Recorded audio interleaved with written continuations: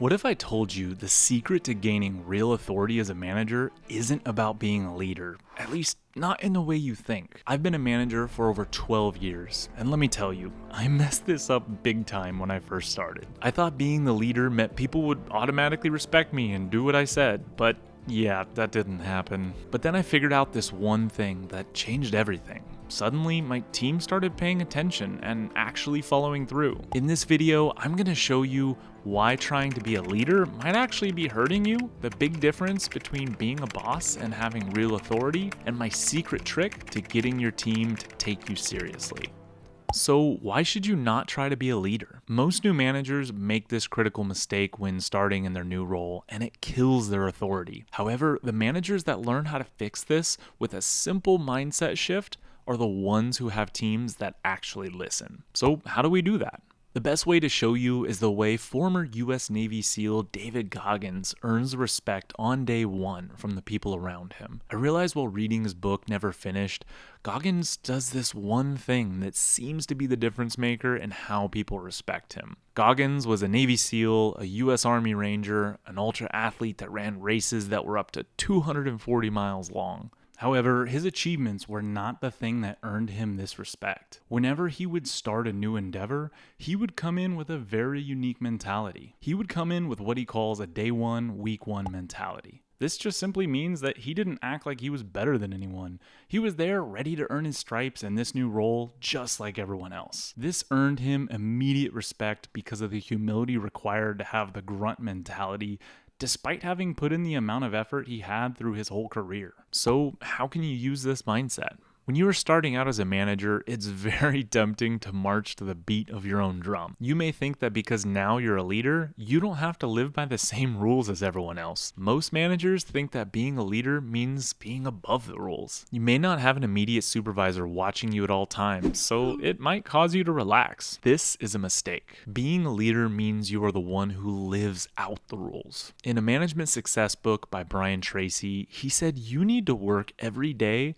as if your boss is following you around with a clipboard and evaluating your every single move. At the end of the day, even if you don't think so, your whole team is watching you. They may not outwardly say, "Wow, Bash, you sure are lazy today," or "Wow, not wearing the right uniform again, huh?" but I promise you, they see it. At the end of the day, no one respects a manager that sets rules that they don't follow. But even if you're following the rules and leading by example, that doesn't guarantee authority. There's another obstacle most managers miss, and if you don't fix it, you'll still struggle to gain real authority. So how do we earn real authority as a manager? Unfortunately, just because you're a hardworking new manager, it doesn't mean you're gonna gain the respect and authority of your team. This next thing I'm gonna show you is what gets in the way of a lot of managers. But there's an easy fix you can make that will get you your authority, and you can use it quicker than an NBA fan cries on Twitter about how his team lost because of the refs scripting the game. So how do we do that?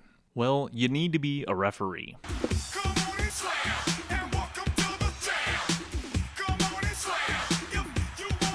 Imagine you're at the end of a close NBA game. The score is tied and there's 10 seconds left on the clock. During the inbound pass, two players get tied up and it's hard to tell who fouled who. A foul needs to be called, but this decision could change the course of the game and potentially the whole season. As a fan, who would you want to make that decision? Would you want the coach of the other team to make that decision or the ref? Of course you would want the ref to make the decision. You know for a fact the other team's coach won't make the right decision. They'll make the decision that's in the best interest of himself, not necessarily the situation and all the players involved. So how does that apply to you as a manager? When it comes to earning authority as a manager, you want to be a referee, not a coach. Now, I'm not saying you don't want to look out for your team the way a coach does.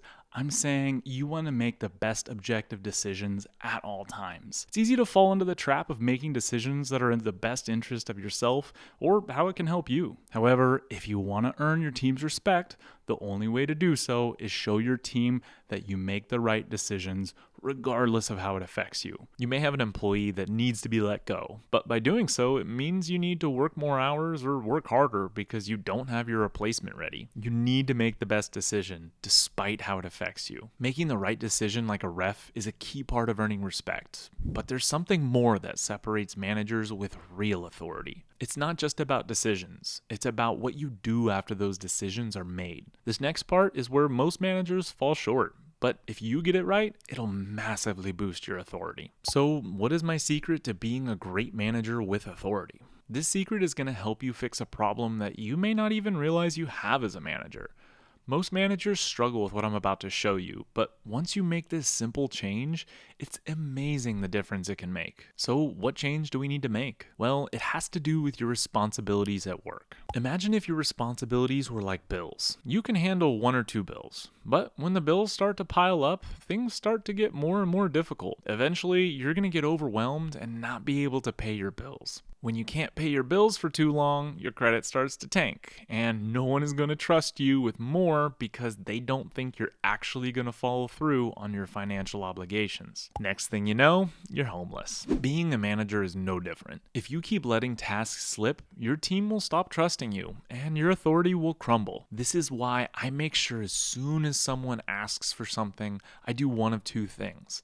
I'll get it on my to-do list so I can get it done as fast as possible, or I delegate it back to them. Sometimes employees try to pass things off to you that they don't want to do. If it's something that they can do, use it as a moment to coach them and teach them the skill needed for the task. Make sure you instruct them to do it instead of taking it on yourself. However, if this is something that only you can handle, add it to your to-do list and make sure to get it done in a timely manner. If you don't have a to-do list, check out my new manager playbook and the link in the description so you can see how I get organized and use a digital to-do list that makes sure you never forget important tasks. Getting things done fast is one of my favorite tools for winning over people's respect and earning authority. It's hard for someone not to respect you when you consistently follow through with their requests for help. This is the tool I've used to win over even some of the most difficult employees. People in general respect someone who gets things done in a timely manner and never seem to forget anything. If you can make it a habit to follow through on your word by being organized,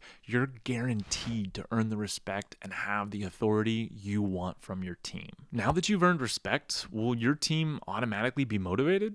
Nope. Just because your team now respects you, it doesn't mean that they're going to give you their best work. Unfortunately, most people are lazy by default, and it takes a certain skill to be able to get them bought in and motivated to do their best work, even if they fully respect you and your authority. You want to know the crazy part? Throwing money at them actually makes it worse. So how do you motivate them? Well, in this video here, I'll show you how to motivate your team to work hard for you.